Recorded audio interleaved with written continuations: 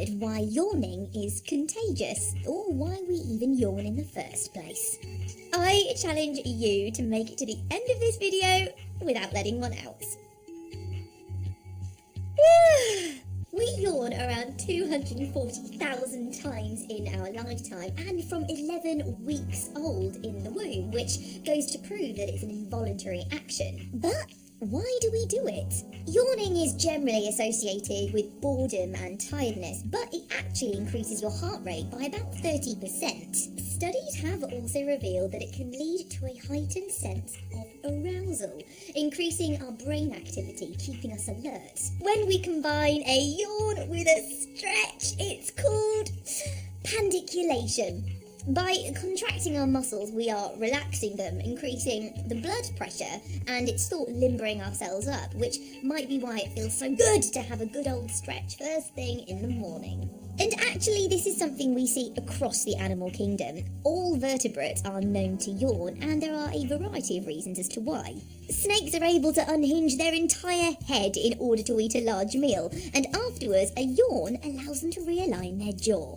Then there are the likes of hippos and primates such as Hamadryas and yellow baboons, who yawn to expose their teeth and show dominance. And primates bring us on to contagious yawning. Have I got you yet? Studies on chimpanzees support the idea that there is in fact a social element to catching a yawn. Chimpanzees have demonstrated that they're more likely to yawn along with a member of their own troop than with an unfamiliar face, and whilst juveniles and adults catch yawns contagiously, infants don't. And this correlates with our own yawning behaviour. Since contagious yawning starts around the age of 4, the same time we develop cognitive abilities. Like chimps, we live within a social structure and have the ability to empathise. In fact, physiologists at the University of Connecticut found some interesting results when studying the differences in yawning behaviour between children with and without autism. In a set-up experiment, researchers found that children without the condition yawned at the same rate an adult would. 23% of children with a mild form of autism copied yawns, and children diagnosed with full autism didn't yawn at all. And interestingly, yawning is a contagion that happens between owners and their dogs. Dogs are 4 times more likely to yawn along with a human they recognise than with a stranger, again suggesting there's some kind of emotional element involved. If you know a dog, then why not give it a go and let us know what happened in the comments below.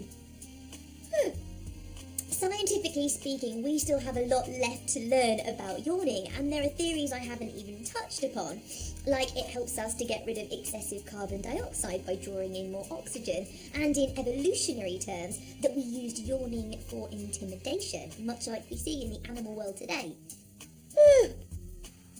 If you made it through this whole video without yawning, I would be well impressed, because I'm an absolute state. Let me know in the comments below.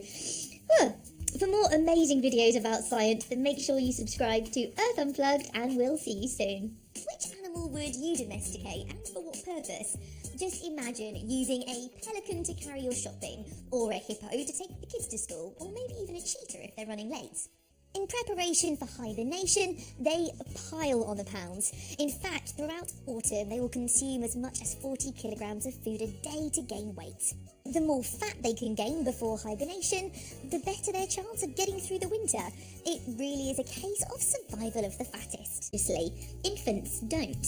And this correlates with our own yawning behaviour. Since contagious yawning starts around the age of 4, the same time we develop cognitive abilities. Like chimps, we live within a social structure and have the ability to empathise. In fact, physiologists at the University of Connecticut found some interesting results when studying the differences in yawning behaviour between children with and without autism. In a set-up experiment, researchers found that children without the condition yawned at the same rate an adult would. 23% of children with a mild form of autism copied yawns, and were able to unhinge their entire head in order to eat a large meal, and afterwards a yawn allows them to realign their jaw. Then there are the likes of hippos and primates such as Hamadryas and yellow baboons, who yawn to expose their teeth and show dominance. primate bring us on to contagious yawning. Have I got you yet? Studies on chimpanzees support the idea that there is in fact a social element to catching a yawn. Chimpanzees have demonstrated that they're more likely to yawn along with a member of their own troop than with an unfamiliar face. And whilst juveniles and adults catch yawns contagiously, Jingle bell rock, jingle bells ring and jingle bells ring, snowing and blowing. Hi, I'm Maddie. Have you ever wondered why yawning is contagious, or why we even yawn in the first place? I challenge you to make it to the end of this video without letting one out. We yawn around 240,000 times in our lifetime, and from 11 weeks old in the womb, which goes to prove that it's an involuntary action. But why do we do it? Yawning is generally associated with boredom and tiredness, but it actually increases your heart rate by about 30%.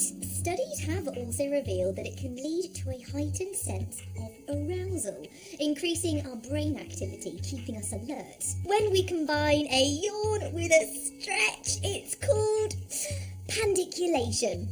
By contracting our muscles, we are relaxing them, increasing the blood pressure, and it's thought limbering ourselves up, which might be why it feels so good to have a good old stretch first thing in the morning.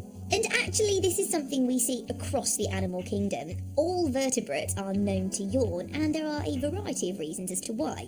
Snakes or children diagnosed with full autism didn't yawn at all. And interestingly, yawning is a contagion that happens between owners and their dogs.